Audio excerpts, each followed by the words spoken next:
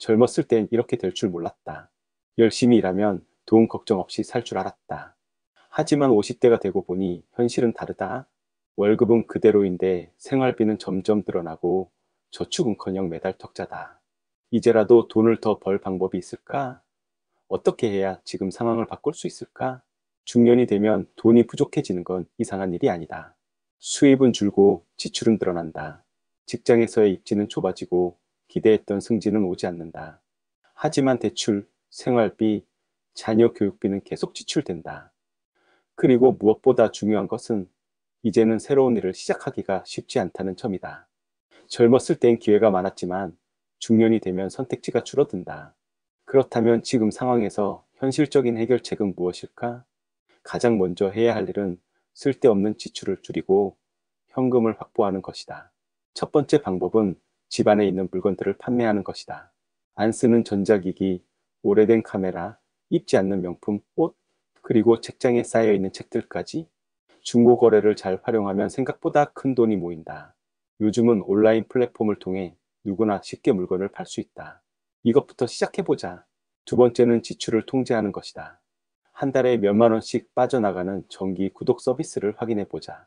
사용하지 않는 피트니스 멤버십, 넷플릭스, 각종 프리미엄 멤버십 이런 것들을 정리하면 매달 수십만 원을 아낄 수 있다. 작은 돈 같지만 이런 절약이 쌓이면 꽤 큰 차이를 만든다. 하지만 지출을 줄이는 것만으로는 부족하다. 수입을 늘려야 한다. 그렇다면 중년이 쉽게 할 수 있는 부업은 무엇이 있을까?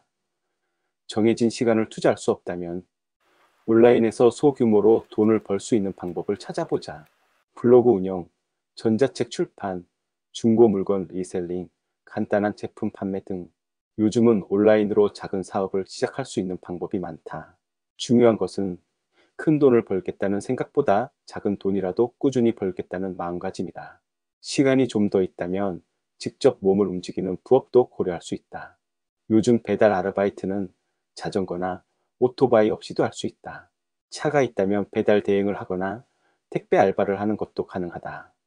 퇴근 후 두세 시간만 투자해도 월급 외에 추가 수익을 만들 수 있다.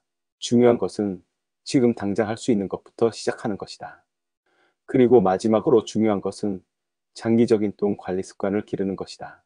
돈을 버는 것만큼 중요한 것이 돈을 지키는 것이다.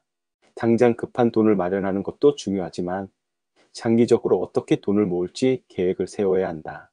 소비 습관을 바꾸고 불필요한 지출을 줄이고 작은 돈이라도 꾸준히 모은다면 몇 년 뒤엔 확실한 차이가 날 것이다.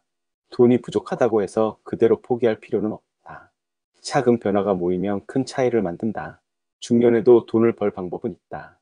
중요한 것은 지금 당장 움직이는 것이다. 우리가 선택할 수 있는 건 많다. 중요한 건 행동이다.